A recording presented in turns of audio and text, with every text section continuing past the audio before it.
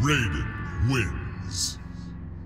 Michael Huber, we went to a Mortal Kombat event, Yes. which was a little crazy. It was intense. It reminded me of the place they go to in San Junipero, the like foundry place where everyone's all like, "Yo, Oh, sure. I Yeah. just want to feel." You said it, and I think it was the best summary of it. It felt like we were in the first live-action Teenage Mutant Ninja Turtles movie. Yes. Like, that was kind of the vibe of the whole area. Yeah, it was epic. Yeah, I think you said, like, the Foot Clan could bust out at any moment. Yeah. You could get real tattoos. Yeah. You could just get the Mortal Kombat logo etched into your skin. Some guy was getting the dragon on his leg. Yeah.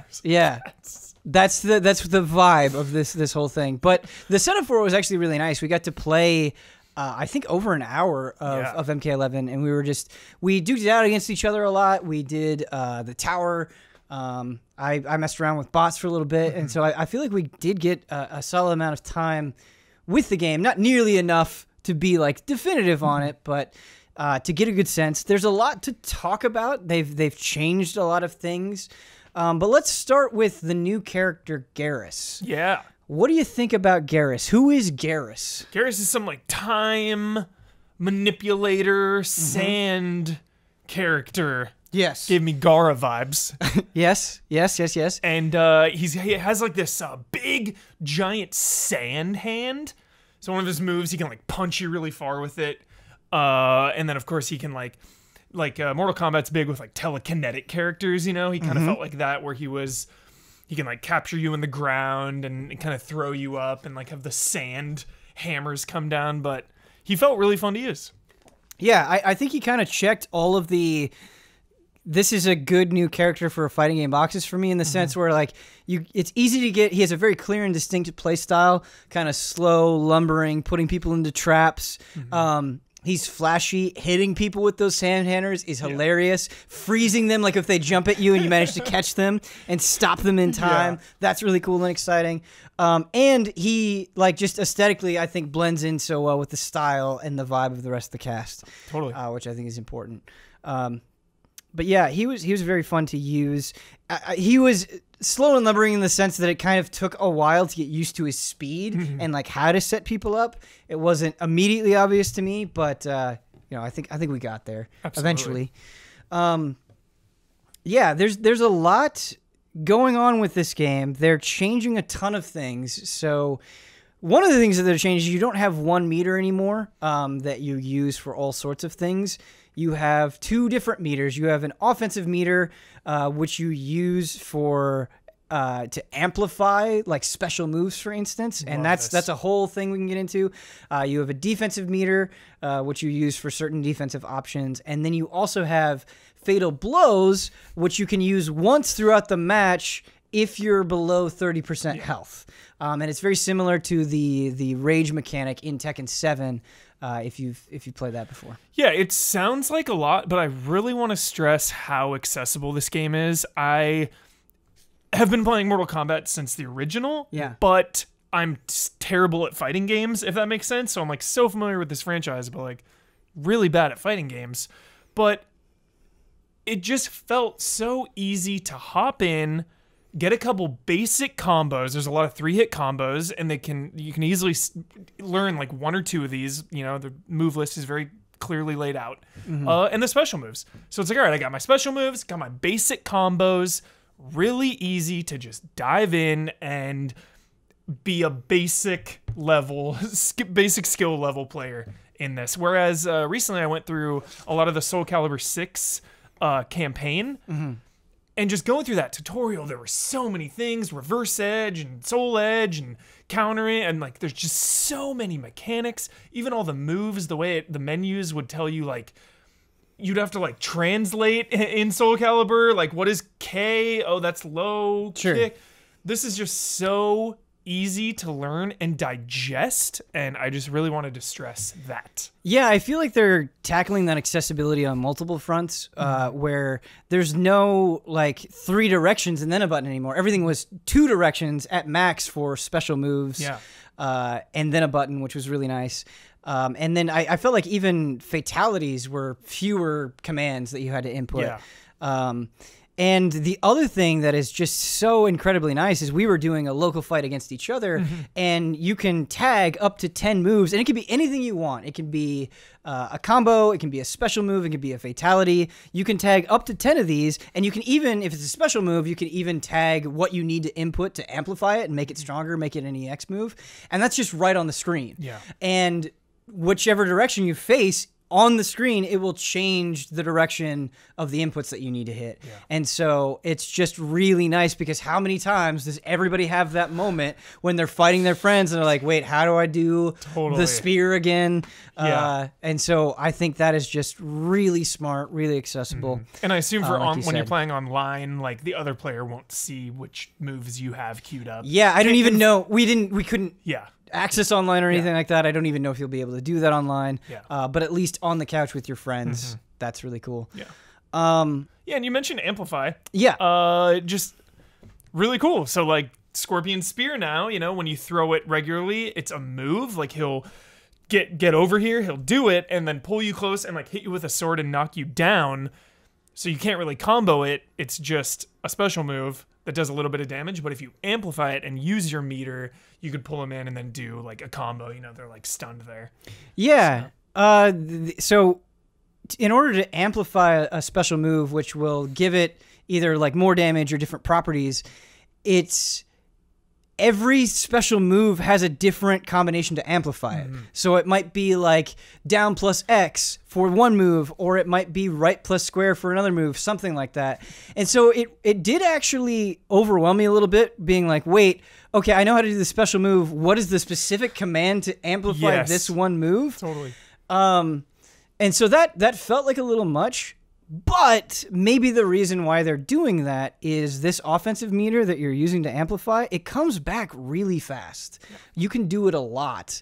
And so maybe they kind of want to make it be for each individual move, have it be a little bit more complex just because of how often you have access to it. It definitely seems like it's something you're going to not be doing once in a while. You're going to be amplifying your moves all the time, trying to find the right situation to hit him with that extra strong projectile or to get an extra hit with Scorpion Spear or something like that, or an uppercut with Scorpion Spear. Yeah, so. I mean, that's pretty much the biggest things. And then you mentioned the Fatal Blow, which now when you're below 30 health, you can, it's like the old X-Ray moves that they added, a couple games ago, and it's like basically, if you use L2 and R2, I think it was, you do your Fatal Blow, and that'll just do a brutally awesome cinematic combo that'll take away a ton of health from the other player to kind of, if you're getting stomped, it kind of gives you a way out. And that just brings me back to, and then if you miss it, it's a cooldown, so you can try to do it again. Yeah, I think it's 5 seconds. Yeah. So if you whiff it, it comes back really, really quickly. Yeah. And then, of course, the other player can block it, too. Right. But it just feels like, and it's nothing new. Fighting games, have a insanely high skill cap, and it already feels like Mortal Kombat does. I can't even wait to watch the pros. Right. But again, I just wanted to really drive home how easy breezy it felt to, after a couple rounds, it was like, all right, I'm doing combos and amplifying and doing special moves, fatalities. Yeah, the Fatal Blow is really interesting because it's something that immediately adds a whole new dynamic to the match that everybody can understand, regardless of the level that you're playing at. Because I think what is most interesting about the Fatal Blow is you can only use it once per match. Each player can only use it once per match. And so when you get below 30%, and let's say it's the first round of a match, if you're not the player that has access to that Fatal Blow, suddenly it's just getting in your head. It's like, they're almost dead. I want to go after them. I just want to run in there and try to kill them as quickly as possible. But I know if I do that, I could be severely punished by this incredibly damaging Fatal Blow. Or are they just going to save it for the next round? Total mind games. And so that adds a really nice thing about it. I will say for the Fatal Blow, something that drives me nuts about it, just because I experienced it in the hour that we were playing, like we had an emotional arc with them. Yeah. And I think this is true for X-Rays as well in the past Netherrealm stuff is like the first time we saw Scorpion's Fatal Blow, it was like, oh my God, this is so sick, so brutal, so creative. And then we were like,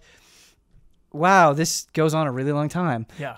And if we're feeling this in the hour, like how exacerbated is that going to be in the full game? That's it's a brutal thing because there's never enough of those, right? There's never enough fatalities.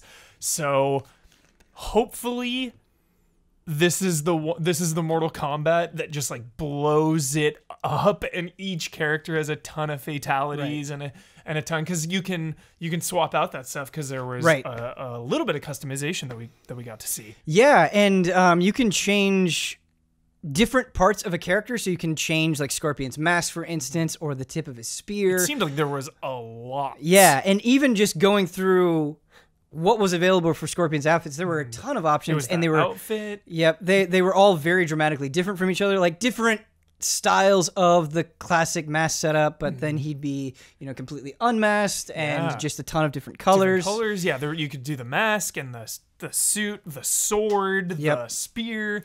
But beyond that, what made me even more excited is you can customize the intro for Scorpion coming in, or his victory. And that, I think, is just so awesome, because I can imagine, really getting attached to a character, and then, every few matches switching it up just to make playing that character a little bit more exciting. Totally. And so I love that. I love the idea of like really secret fatalities too. Like, I know I had problems with the crypt in the last game because you could just pay money to unlock it all. Yeah. I hope they don't do that. Obviously they're going to have, paid currency, I would assume, and don't quote me on that, but that seems like a logical thing. Sure. But I love the idea of really leaning into all this customization, because that's always, super fun, making your character who you want him to be. And just going back to the Fatal Blow, I remember a problem that people would say about Mortal Kombat X is like you would never see X-ray moves, just because it was a shared meter, and so people would use that to break out of a combo. They would use it for EX moves, and so I think by kind of separating this, it is going to be more of a constant presence in matches, in kind of an exciting way, and a way that you might get sick of. I don't know. For sure. We kind of touched on both aspects of that, and so it'll be interesting to see where it falls in the full release. I was listening to Max and the Yo Video Games crew, their impressions on the real impressions. Yeah, Mortal Kombat 11. They brought up something that like I had a sense of, but I couldn't articulate, and they brought it up, and I thought it was really interesting. So there's no run in Mortal Kombat 11. Okay, yeah. I thought I ran a couple times as Sub-Zero, but I was like, what's the run button? I thought it was just a move. You can dash, but we kind of got into it in our fights where we'd be like spamming projectiles at each other, and I would want to get closer to you, and I felt really slow. And that was something that Max and the Yo Video Games crew brought up, where it felt kind of hard to just like get to the other player. And I wonder if there will be ways around that, or if there's just something I wasn't seeing in our time with the game, because they have removed the run button, the run command from the last Mortal Kombat game. Got it. So zoning is probably more important. And we played a lot of like it felt like every character we played had utility that could, be either a projectile or attack you from a different side, or obviously Scorpion has the teleport.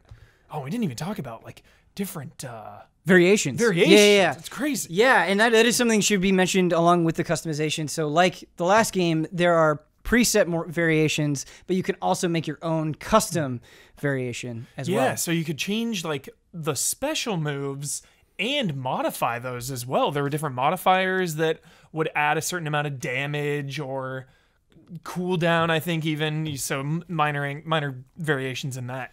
So it seems like there's just a ton to unlock and enhance and fool around with. Yeah, I did like how powerful some of the different variations felt. I remember playing Sonya, and one of the variations gave you access to this sentry bot, and that just completely changed the dynamic of our fights because you would bring down the sentry bot, and then you could, it was just this really sneaky little dude. Yeah. Because it could just jump on the other players so fast and completely knock them down and do a considerable amount of damage.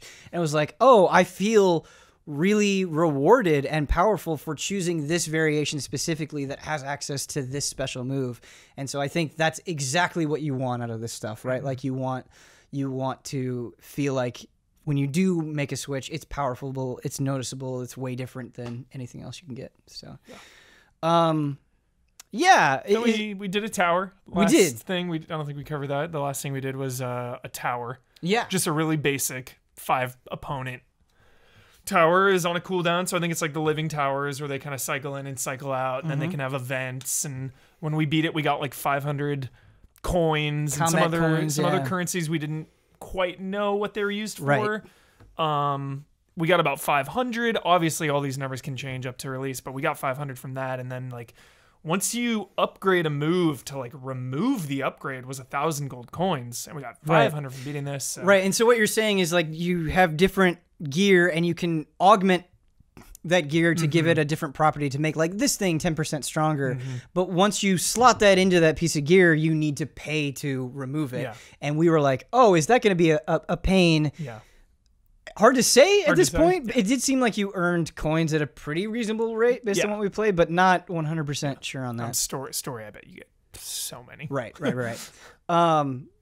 Another thing about the tower that we thought was hilarious is as you're going through, and I don't remember this in 9 or 10 at all.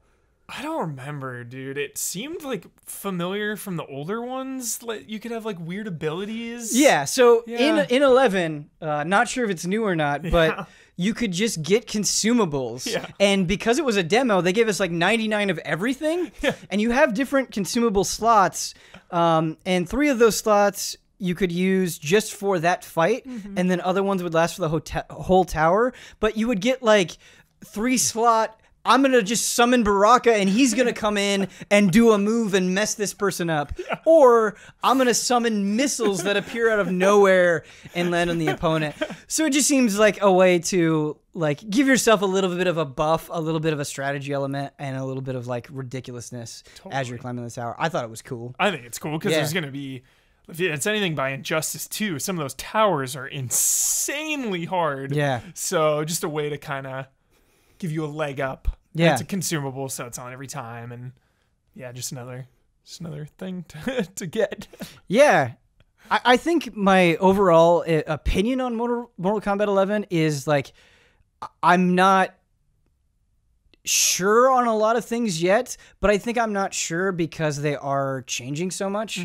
I mean, just the way that they're handling meter, the things that they're adding and removing, like it seems really substantial, and I like that. I like that, you know, this second Mortal Kombat game in this generation, especially following Injustice 2, like NRS has been pumping out a lot of games, and I'm happy to see that they're willing to try all of these new things. And I don't know exactly how it's going to go. It's going to take a long time to figure that stuff out and be sure. But I had fun, and I do totally agree with your point that like just in a couple matches we learned so much it was easy to pick up, and that was really cool. Yeah. So yeah. Hyped. Do you have any other final thoughts? Do you want to talk about like I don't like characters or story or anything? I don't like time travel. Yeah. You know, unless it's like Terminator or like a very select few instances where I like time travel. I think it just kind of cheapens it, you know, of like, oh, you're going back and messing with the timeline. It just seems like an anime filler arc. Sure. So I hope that is cool this time around. I don't know. Yeah. Because we always talk about the story in 9 is so awesome. And then, X was a little different, but I'm hoping the story this time around.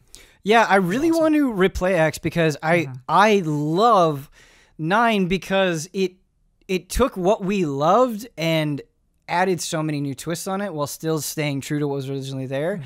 X, sometimes it felt like the new characters didn't hit as hard as I would want, and the story got weird. I'd like to replay it though. I wonder if revisiting X and giving it another shot, if I would like it more than I originally. I didn't hate it, and I still thought there were some cool things fun, about it. But yeah, I don't know.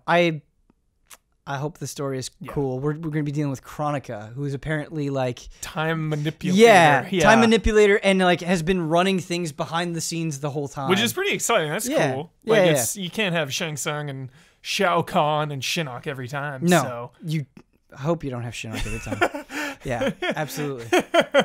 But it was a lot of fun going and just messing around with stuff with another player. I thought that was really valuable. It was nice, like, having that real person experience, because I think just like going by yourself and playing against the AI, you can't really get as good of a feel for those things. It was nice we got to do it together. And yeah, that game is coming out soon. April is not that far away. So close. I love the way they handle this reveal. Yep. So soon. Don't have to wait long. I feel like this is the perfect length to get hyped and to wait for MK. Yep.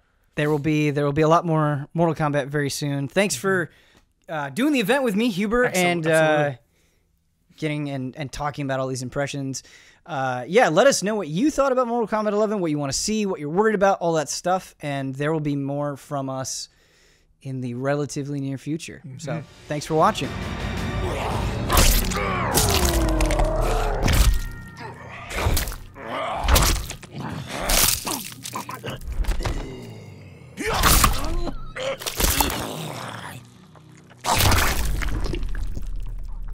Fatality. Baraka wins.